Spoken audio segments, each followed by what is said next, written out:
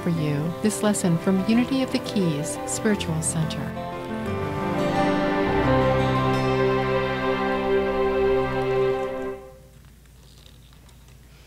Thank you, Tim. Thank you, Lori. Metaphysically and historically, Mary represents the lineage of the divine feminine, the goddess tradition, the pure soul, the virtuous woman. Mary, the mother of Jesus, represents what's possible for a soul that has unwavering faith. She answers the call of the angel, which symbolically is her higher self, by saying, "Yes, here am I, the servant of the Lord. Let it be for me according to what you said." Then she takes care of herself and her cousin, which represents her nearest, highest thought. So she goes to Elizabeth, who is also pregnant with divine possibilities, and together they magnify the Lord. What does it mean to magnify something? Mary says, "I magnify the Lord. My spirit rejoices." Make it bigger, right? Like a magnifying glass, you can't see it. It makes it bigger, enlarges it, makes it grow. So Mary is focused on birthing the divine qualities within her. She steps out in faith on this divine mission to carry, nurture, and bless this divine gift of life within her. She represents our deepest capacity for enlightened intuition and the resolve to do what we're called to do, to have the faith, the strength, and the courage to live the Dharma, the truth, our mission.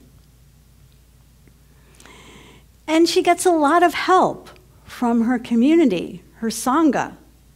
She gets help from Elizabeth, who comes from a long lineage of Aaron's heritage, who really, Moses was the mouthpiece for the Hebrew people, but Aaron was the one who did the work, a lot of the work.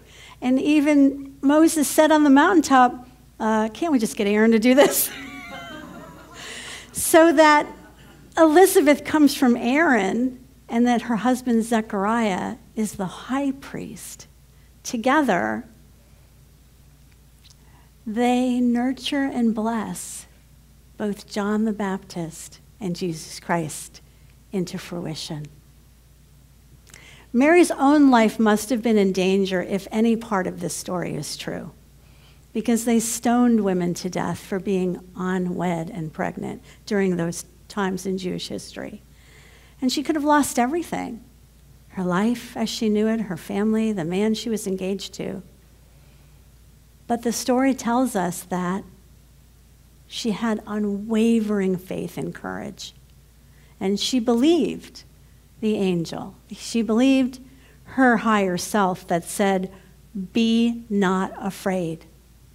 Mary, you have found favor with God." She handled her fear. She trusted the guidance, the Christ of her being. Charles Fillmore understood the importance of developing the faculty of faith. He devoted 3 full pages to defining faith in the Revealing Word. He believed that this was key, the development of faith, a foundation to spiritual realization. In fact, the cornerstone of the Silent Unity building, where we do 24-hour prayer, which is really the keynote of unity, says, "Faith is our foundation." Say that with me. Faith is our foundation. Christ is our inspiration. Christ is our inspiration. Prayer is our work. Prayer is our work. Charles Fillmore said that faith is more than mere belief. It is the very substance of that which is believed. And it is developed, and it works, by love. St. Paul said it similarly in one of his letters, the first letter to the people of Corinth. He said, "Keep alert, stand firm in your faith, be courageous, be strong. Let all that you do be done in love." Isn't that a great line? Keep alert, stand firm in your faith, be courageous, be strong. Let all that you do be done in love. Charles Fillmore goes on to describe all the different kinds of faith and how we develop faith through understanding what faith is and what it is not. Faith is not blind, he says. Blind faith is not able to see clearly or discern wisely. Faith actually can only be experienced through clarity, spiritual insight, and the development of intuition. It's not Pollyanna or airy-fairy to have faith. Like in Bill Maher's Religiosity, is that the name of that film? Where you see people writhing and crying as Jesus is killed at the theme park in Orlando. You know, it's not that kind of thing. Faith is even more than trust. Trust is a weaker form of faith, Charles Fillmore says. I say it's intel. It's intelligence. It's the real intel. It's higher reasoning. Faith in oneself is a step towards faith in God because we have to find our guidance in us. We have to hear that still small voice. We have to love within ourselves, ourself, so that we have something to give to the world. All prophets have taught the same principle. Spiritual practice, prayer and meditation are not enough. You must put into practice what you have attained. I love the saying, God does not call the qualified. God qualifies the called. Our friends, our life experiences are like the sandpaper of our ego. As we bless those that curse us, as we give, so we live. One of my friends, a Sufi teacher, Al-Din, says, waking up is an individual job, best done in groups. Your enlightenment, your healing power, your sustained happiness will not simply come to you like Nasruddin's crazy idea about his house.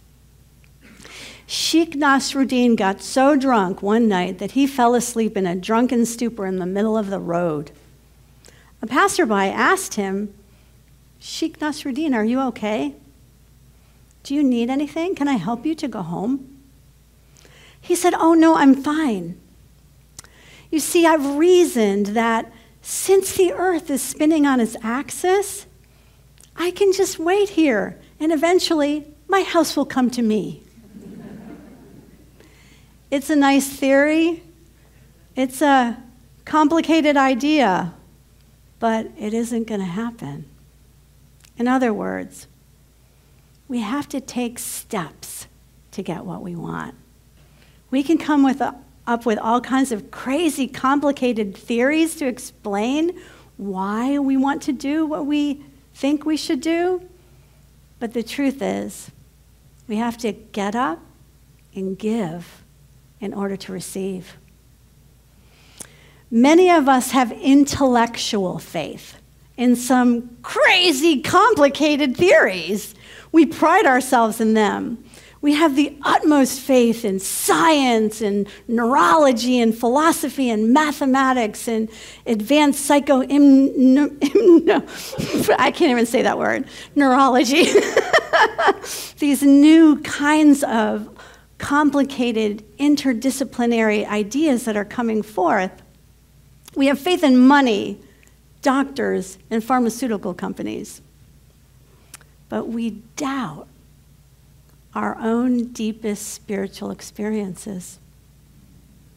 We doubt our own worth. We doubt our own value.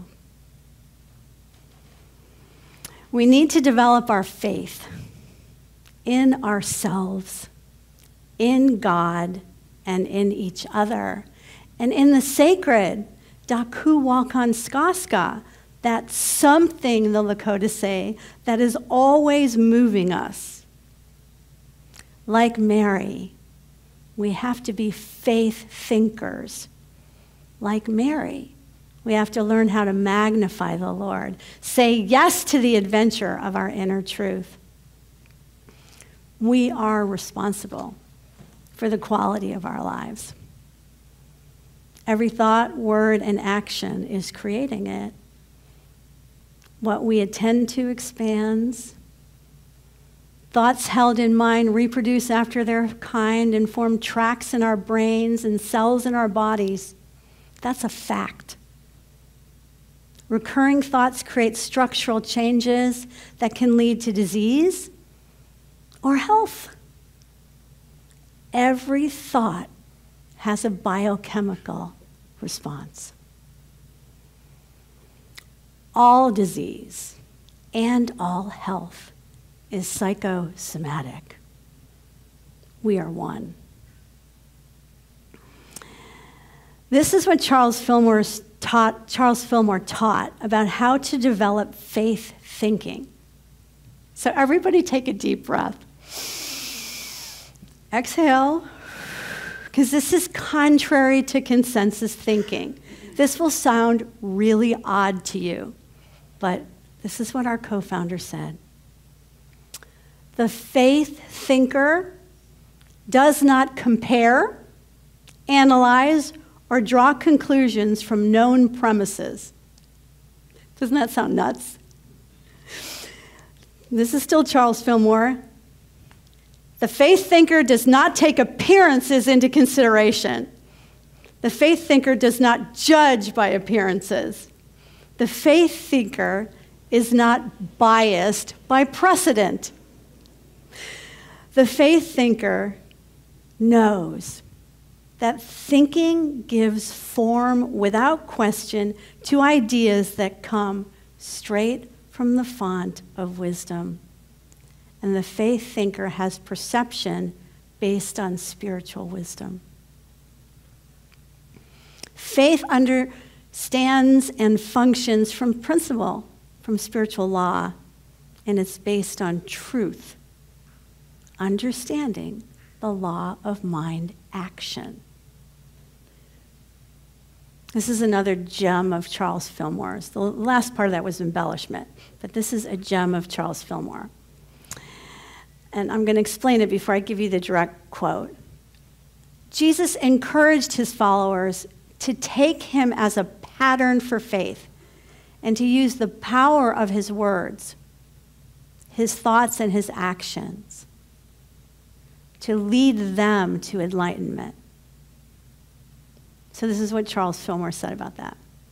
Quote, Jesus released the latent energy in the atomic structure of the ones in need of healing, and they were restored immediately in life and health.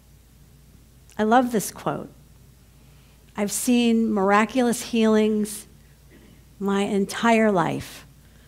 I have been a healer my entire life. I used to trick our family doctor, my dad's best friend. And, you know, when I wanted to be sick to get out of something, I could trick him.